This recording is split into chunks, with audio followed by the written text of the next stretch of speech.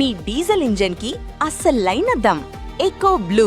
దర్శకరత్న Dasari Narayana Rao Telugu cinema పరిశ్రమ ఎన్నదగిన దర్శకుడు. ఆయన ఉన్నప్పుడు, ఆయన వెళ్ళిపోయిన తర్వాత కూడా ఆయన స్థానం అలాగే పదిలంగా ఉందనేది చాలా నమ్మకం. ఇప్పటికి కూడా సినిమా పరిశ్రమకు పెద్ద దిక్కు ఎవరు అంటే టక్కున గుర్తొచ్చే పేరు దాసరి నారాయణరావే. అలాంటి దాసరి నారాయణరావుకు సంబంధించినటువంటి చివరి స్మృతివనం అంటే ఆయన సమాధి ప్రాంతాన్ని నిర్లక్ష్యానికి గురి చేస్తున్నారా? కొన్ని వీడియోలు సోషల్ మీడియాలో వైరల్ అవుతున్నాయి. ఎవరో పట్టించుకోవడం లేదు, ఇటు పరిశ్రమ అటు కుటుంబం శిష్యులు అనేటువంటి విమర్శలు వస్తున్నాయి. దీనికి కారణం ఏంటి? అసలు దర్శకరత్న దాసరి నారాయణరావుకి సినిమా పరిశ్రమలో ఇప్పుడున్నటువంటి స్థానం ఏంటి విశ్లేషించే ప్రయత్నం చేద్దాం. మనతో పాటు సీనియర్ జర్నలిస్ట్, ఫిలిం క్రిటిక్, అలానే దర్శకరత్న దాసరి శిష్యులు ప్రభు గారు ఉన్నారు. ప్రభు గారు నమస్తే. కొన్ని వీడియోలు వైరల్ అయినాయి. మీరు ఆ వీడియోస్ చూస్తే కనుక విజువల్స్లో క్లియర్గా పిక్చర్ కనిపిస్తూ ఉంటుంది. చాలా పిచ్చి మొక్కలు మొలిచినటువంటి ప్రదేశం, దాసరి నారాయణరావు గారి సమాధి, దాసరి పద్మ గారి సమాధి, ఎవరు పట్టించుకోవట్లేదు, పూర్తిగా నిర్లక్ష్యానికి గురైంది అనే విమర్శలు వస్తున్నాయి. ఏంటి అసలు అక్కడ ఏం జరిగింది? యాక్చువల్గా ప్రతి సంవత్సరం దాసరి నారాయణరావు గారి జయంతి, వర్ధంతి కార్యక్రమాలను చాలా ఘనంగా నిర్వహిస్తున్నాం. దాసరి నారాయణరావు గారు బతుకున్నప్పుడు ఎంత ఘనంగా జరిగినాయో చనిపోయిన తర్వాత కూడా అంత ఘనంగా నిర్వహించడం జరుగుతుంది. అయితే ఈ కుటుంబ సభ్యులు చేసుకోవాల్సినటువంటి కార్యక్రమం, సమాధి దగ్గర ప్రతి రోజు వెళ్ళి పూజా కార్యక్రమాలు చేసుకోవటం అనేటువంటిది కుటుంబ సభ్యులు చేస్తున్నారు. ముఖ్యంగా దాసరి నారాయణరావు గారి అల్లుడు, కూతురు, దాసరి నారాయణరావు గారికి ఒక కూతురు ఉంది, హేమాలయ కుమారి గారు. ఆవిడ, అల్లుడు డాక్టర్ రఘునాథ్ బాబు గారు, వాళ్ళ పిల్లలిద్దరు కూడా వెళ్ళి అక్కడ ప్రతి సంవత్సరం కార్యక్రమం చేస్తూ ఉంటారు. అంతా శుభ్రం చేసేసి అక్కడ పువ్వులు గీల్చి పెట్టేసేసి కార్యక్రమం చేస్తుంటారు. కానీ ఈ సంవత్సరం ఒక్కరోజు మాత్రం దానికి ఒక ప్రత్యేక కారణం ఏంటంటే, ఆయన వర్ధంతి మొన్న జయంతి రోజున, బర్త్డే రోజున చేద్దాం అనుకుంటూ వెళ్ళినప్పుడు అక్కడికి లోపలికి వెళ్ళడానికి కూడా వీలైన విధంగా రోడ్డు వైడనింగ్ చేస్తూ అక్కడికి రోడ్డు క్లోజ్ అయిపోయింది. ఓకే, రోడ్డు క్లోజ్ అవటం, అక్కడికి వెళ్ళి బుల్డోజర్లు తీసుకుని వెళ్ళటం కానీ ఏదైనా కొంచెం ఇబ్బందికరమైన సిచ్యువేషన్ ఉంది. మే 4వ తారీఖు అంతకు ముందు పరిస్థితి, అంటే ఏప్రిల్ లాస్ట్ వీక్లో ఆ ప్రాంతంలో అప్పుడు చేయటం కుదరలేదు. తర్వాత జయంతి రోజున ఎట్లాగో చేసుకోవాలి, కుదరలేదు. వర్ధంతి రోజున చేసుకుందాం అనుకుంటే, వర్ధంతి అనేటువంటిది ఎప్పుడు కూడాను వాళ్ళు తిథి వారాల ప్రకారం చేస్తారు. తిథి మామూలుగా ఆయన వర్ధంతి డేట్ ప్రకారం అయితే మే 30వ తారీఖు, మే 30వ తారీఖున చేయాల్సిన దానికి తిథి ప్రకారం వచ్చినట్టు జూన్ 20వ తారీఖు వచ్చింది. జూన్ 20వ తారీఖు ఇంకా టైం ఉంది కదా అని చెప్పేసి ఇప్పుడు వాళ్ళకి వెళ్ళడం కుదరలేదు, చేయలేదు కార్యక్రమం. ఈ లోపల అక్కడికి వెళ్ళిపోయి ఎవరో ఒక టీవీ ఛానల్ వాళ్ళు వెళ్ళి, యూట్యూబ్ ఛానల్ వాళ్ళు వెళ్ళి ఏదో షూట్ చేసేసి దాసరి నారాయణరావు ఇది పట్టించుకోలేదు, ఎవరు ఇది లేదు, పిచ్చి మొక్కలు మొలిచినాయి అని చెప్పేసినటువంటి ఇది చేయటంతో అది బొగ్గున మండితే దాని గురించి చెలవలు పొలవలుగా చేసి దాన్ని ఒక పెద్ద ఇష్యూ చేసి చేస్తున్నారు. అది జరిగింది. అంటే అది విమర్శ ఒక ఎత్తు అనుకుందాం. మీడియాలో మామూలుగా కొన్ని ఇట్లాంటి నిర్లక్ష్యానికి గురైన వస్తాం సహజం. కానీ సినిమా పరిశ్రమలోనే ఒక ప్రముఖ వ్యక్తి, దర్శకుడు శ్రీవాస్తవ్ గారు కొన్ని మెసేజ్ పెట్టారు. అవి వైరల్ అవుతున్నాయి. ఆయన ఏం పెట్టారో ఒకసారి మీకు చదువుతాను, వినండి. మా గురువు గారు నా తండ్రి గారు అనే శిష్యులందరూ ఏమయ్యారు? కనీసం సంవత్సరానికి ఒక్కసారైనా సమాధి దగ్గరకు వెళ్ళి ఒక చిన్న దండ కూడా వేయలేని శిష్యులు ఉన్నా ఒకటే, డాష్ ఒకటే. అంటే ఆ డాష్ ఏంటనేది పూరించుకోవాలి. చచ్చినా ఒకటే, ఉన్నా ఒకటే, పోయినా ఒకటే అనే ఉద్దేశం ఆయన అయి ఉండొచ్చు. ఆయన సహాయం పొందిన ఈ పమ్ డాష్లు అంటే మరి ఆ పమ్ డాష్ అనేది ఏదో మరి ఆయన పందులని పూరించుకోమంటారేమో. ఏమయ్యారు? మీటింగ్లో ఊదర కొట్టడానికి వచ్చేస్తారు. ఇది ఒక సభ్యుడిగా నా ఆవేదన అర్థం చేసుకోండి మిత్రమా, కన్నీటితో మీ శ్రీవాస్తవం అని చెప్పని పెట్టారు. అది ఒక సినిమా దర్శకుడు ఆయన, బహుశా వాళ్ళ మిత్రులకి పెట్టినటువంటి మెసేజ్ ఇది. మిత్రులకు కాదు, డైరెక్టర్ అసోసియేషన్లో కమిటీ సభ్యులకి, డైరెక్టర్ అసోసియేషన్ సభ్యులకి పెట్టినటువంటి మ్యాటర్ అది. మిత్రుల దగ్గర సన్నిహితంగా పోవటం అనేటువంటిది వేరు, కానీ బహిరంగంగా ఒక ప్లాట్ఫామ్లో, ఒక ఓపెన్ ప్లాట్ఫామ్లో ఆ విధంగా రాశారు. చాలా కన్నీరు కారుస్తున్నారు ఆయన, చాలా బాధపడుతున్నారు. ఆయన ఆవేదన మనం అర్థం చేసుకోగలం. నిజమైన కన్నీరు అంటే ఇప్పుడు వీళ్ళందరినీ పందులు అనేటువంటి ప్రస్తావన చేశాడు ఆయన. ఏదైనా ఒక విషయం వచ్చినప్పుడు, ఏదైనా ఒక సమస్య కానీ ఏదైనా ఇలాంటి వివాదం వచ్చినప్పుడు స్పందించే తీరులో ఒక హుందాతనం అనేటువంటిది అవసరం, ఒక పద్ధతి అనేటువంటిది అవసరం. ఎవరిని పందులు అంటున్నారు మీరు? దాసరి నారాయణరావు గారి శిష్యులందరినీ. కొడుకులనేమో ఇంకా దాంట్లో పెట్టలేదు, దాంట్లో ఎరైజ్ చేసింది. కొడుకులకు సమాధి కట్టాలని రాశాడు అతను, ఇంకా దాన్ని తీసేసినట్టున్నారు. దాంట్లో కొడుకులకు సమాధులు కట్టాలి అని ఒకటి, ఈ మిగతా దాసరి నారాయణరావు శిష్యులందరికీ కూడాను పందుల కింద అలా జమ కట్టాడు ఆయన. చాలా సంతోషం, చాలా గొప్ప విఘ్నత చూపించాడు ఆయన. ఎంత జాలి. దాసరి నారాయణరావు గారి శిష్యులు అంటే చాలా మంది ఉన్నారు. మరి దాసరి వీళ్ళందరూ ఒక దాసరి నారాయణరావు గారు చూసినట్టే ఒక మోహన్ బాబు గారు ఉన్నారు, ఒక మురళీమోహన్ గారు ఉన్నారు, ఒక రేలంగి నరసింహారావు గారు ఉన్నారు, ఒక ధవల సత్యం గారు ఉన్నారు, ఒక ఆర్ నారాయణమూర్తి గారు ఉన్నారు, ఒక రవిరాజ పినిశెట్టి గారు ఉన్నారు, ఇంకా చాలామంది ఉన్నారు. సి కళ్యాణ్ గారు ఉన్నారు, తమ్మారెడ్డి భరద్వాజ గారు శిష్యుడు కాకపోయినా శిష్యుడు కంటే ఎక్కువగా ఆత్మీయంగా ఉన్నటువంటి వ్యక్తి. ఇంకా చాలామంది, రమణరావు గారు, కూడా రామకృష్ణారెడ్డి, మా అందరి కొలీగ్స్ ఎమ్మనూరి ప్రభాకర్ గారు, రవి, గోపి, వేణు, పెద్దాని సీనియర్ నన్న హరిశ్చంద్రరావు గారు, వీళ్ళందరూ ఉన్నారు. రామ్ సత్యనారాయణ ఈ రోజుకి ప్రతిరోజు శిష్యుడు కాకపోయినా ఎంతో ఊడిగం చేసేసి ఆయన ప్రతి సంవత్సరం ఆయన అవార్డుల కార్యక్రమం నిర్వహిస్తున్నారు. అలాగే నేనున్నాను. మేమందరం పందులు. అతని ఉద్దేశం అదేనా? అంటే ఎందుకు ఆయన అంత, అంటే ఈయన కూడా దాసనారాయణ గారి శిష్యులు, ఈయన దాసనారాయణ వీళ్ళు కాకుండా ఇండస్ట్రీలో శిష్యులు, ప్రశిష్యులు, ఏకలవ్య శిష్యులు చాలామంది ఉన్నారు. మా దాసనారాయణ గారు ఏకలవ్య శిష్యులు అని చెప్పుకునే వాళ్ళు చాలామంది ఉన్నారు. వీళ్ళందరినీ మాకు గాట గట్టి పందులని మాట్లాడి స్పందిస్తున్నాడంటే ఒక విషయం పట్ల స్పందించాల్సిన పద్ధతి, ఆ సంస్కారం ఇదేనా? అతను ఒక డైరెక్టర్ కదా, డైరెక్టర్ అసోసియేషన్ మెంబర్ కదా, అతను ఆ విధంగా మాట్లాడటం ఎంత అనౌచిత్యం అండి. ఏమనుకోని మాట్లాడాడు అతను. అంటే తనకే కారిపోయిన ప్రేమ అంతా ఉంది, గౌరవం అంతా ఉంది. కన్నీరు ఇక్కడ కార్చకపోతే సమాధి దగ్గరికి వెళ్ళే కార్చచ్చు కదా. ఆ రోజున అది జూన్ 20వ తారీఖున వచ్చింది వర్ధంతి అనేటువంటిది. అక్కడ లోపలికి ఎంటర్ అవ్వడానికి టెక్నికల్ ప్రాబ్లం ఉంది. టెక్నికల్ ప్రాబ్లం మొన్నటికి సాల్వ్ అయింది. అది జూన్ 30 తారీఖున చేద్దాం అనుకుంటే మే 30 చేద్దాం అనుకుంటే జూన్ 20కి వచ్చేసింది కాబట్టి ఆ రోజున చేసుకుందాం అని చెప్పి దాసనారాయణ మీరు ఇప్పుడు పేరుకుపోయిన కాదండి, ఇప్పుడు పేరుకుపోయిన కొమ్మలు తుప్పలతో ఇవే చూస్తున్నారు.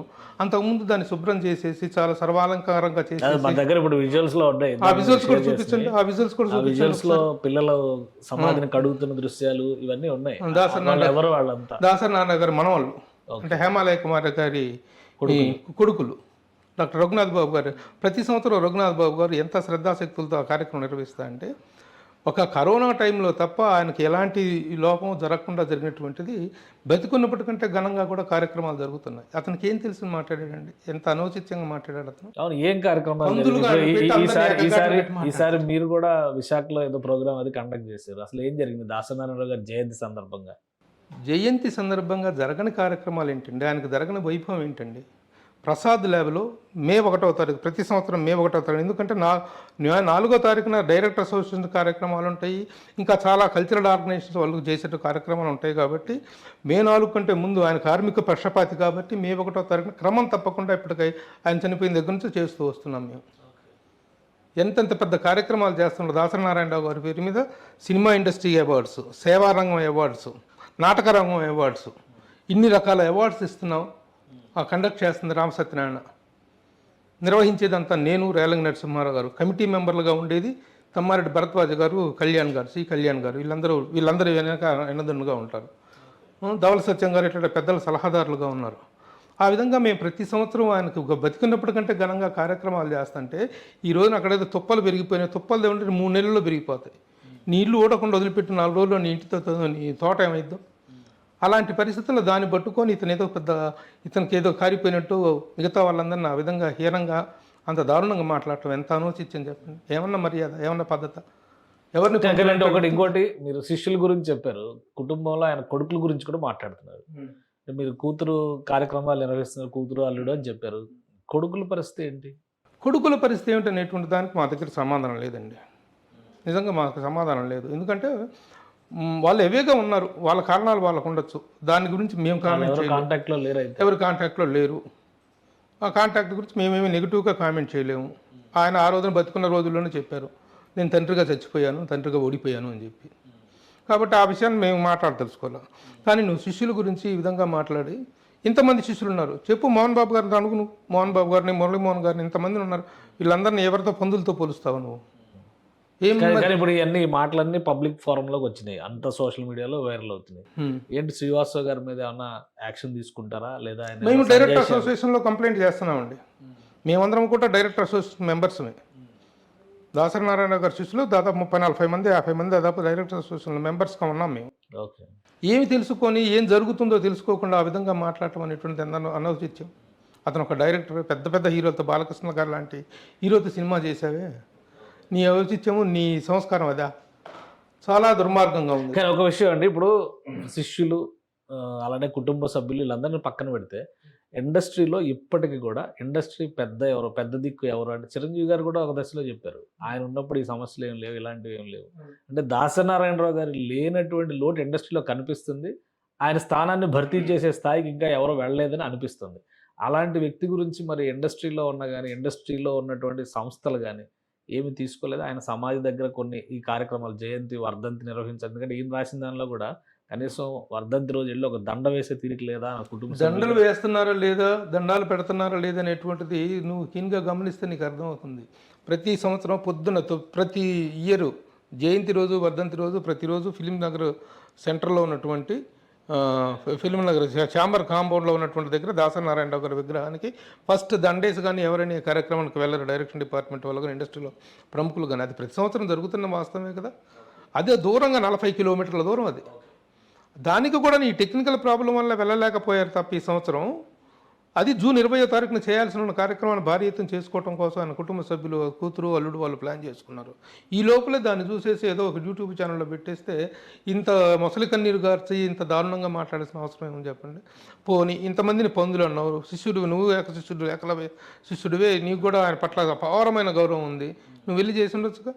చేసి వీళ్ళెవరు పట్టించుకోలేదు, నేను చేశాను చూడండి అని చెప్పి పెట్టచ్చు ఒకటి. ఇన్స్టెంట్ గా రియాక్ట్ అయ్యారు. మంచు మనోజ్ గారు వాళ్ళ టీం ఎవరు వెళ్ళారు, మంచు మనోజ్ గారు వెళ్ళారు. మంచు మనోజ్ ఒక టీంను పంపించారు, మంచు విష్ణు ఒక టీంను పంపించారు. తెలిసిన వెంటనే ఇద్దరు టీములు పంపించారు. గీతా ఆర్ట్స్ నుంచి గీతా ఆర్ట్స్ వాళ్ళు కూడా, సాయి రాజేష్ వీళ్ళందరూ కూడా వెళ్ళి ఎందుకు తెలిసిన వెంటనే ఎవరు స్పందించకుండా ఉండరు. అలా అక్కడ జరిగిన ఈ టెక్నికల్ ప్రాబ్లం లోపలికి వెళ్ళకపోవటము, ఈ జూన్ 20వ తారీఖున వర్ధంతి రావటం, ఇది వారాల ప్రకారం ఈ ఇష్యూస్ ఏమి తెలియకపోవటం వల్ల, ఈ ఇష్యూలు ఏమి జరగకపోవటం వల్ల అక్కడ పట్టించుకోలేదు.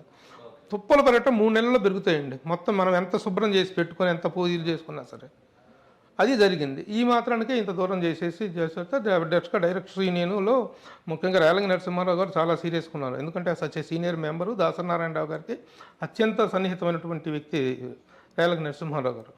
చాలా బాధపడ్డారు ఆయన. మేము ఇంత చేస్తున్నాం, మే నెల వచ్చింది అంటే, మే నెల వస్తుంది అంటే ఏప్రిల్ నెల నుంచి మాకు నిద్రాహారాలు ఉండవండి. మొన్న ఎంత ఫంక్షన్ చేసాం, ఎంత గ్రాండ్గా చేశాను. అలాగే వైజాగ్లో రమణమూర్తి గారు అని చెప్పి లీడర్ పత్రిక అధినేత, అతను ఉదయంలో గురువుగారి దగ్గర చేశారు. అతను ఎంత ఘనంగా వైజాగ్లో ఫంక్షన్ చేస్తే నేను మురళీమోహన్ గారు వెళ్ళాం అక్కడికి.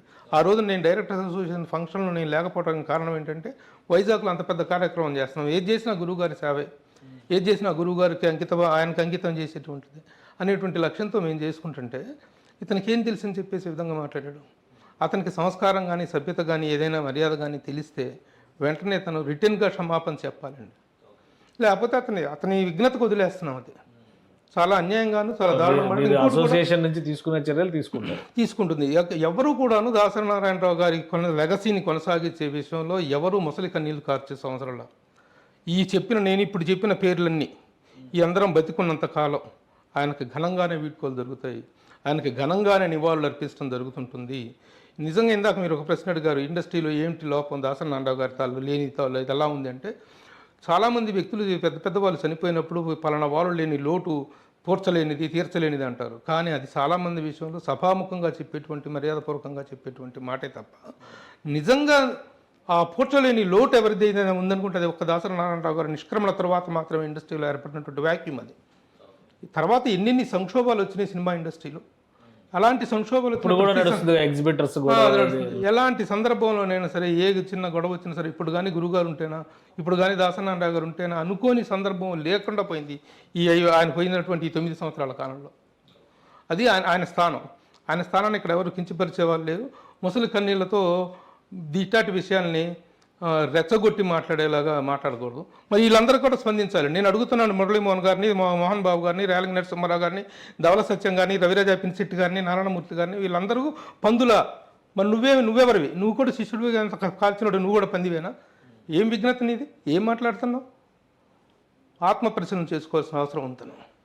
థ్యాంక్ యూ ప్రభు గారు విశ్లేషణ అందించినందుకు. ఇది దాసనారాయణరావు గారి సమాధి దగ్గర కార్యక్రమాలు జరగకపోవడానికి కొన్ని ప్రత్యేకమైన కారణాలు ఉన్నాయి. అలానే తిథి వార నక్షత్రాల ప్రకారం జూన్ 20వ తేదీన ఈ కార్యక్రమం నిర్వహించడానికి ఏర్పాట్లు జరుగుతున్నాయి. కానీ అనూహ్యంగా సోషల్ మీడియాలో వచ్చినటువంటి దృశ్యాలను చూసి అనవసరమైనటువంటి ప్రేలాపనలు చేసినటువంటి వ్యక్తులు లిఖితపూర్వకంగా క్షమాపణలు చెప్పాలని ప్రభు గారు డిమాండ్ చేస్తున్నారు. అలానే దాసరి లెగసీని తమ కంఠంలో ప్రాణం ఉన్నంత వరకు కొనసాగిస్తామని ఆయన శిష్యుడిగా ఆయన భరోసా ఇస్తున్నారు. ఇది స్పెషల్ డిస్కషన్. Keep watching.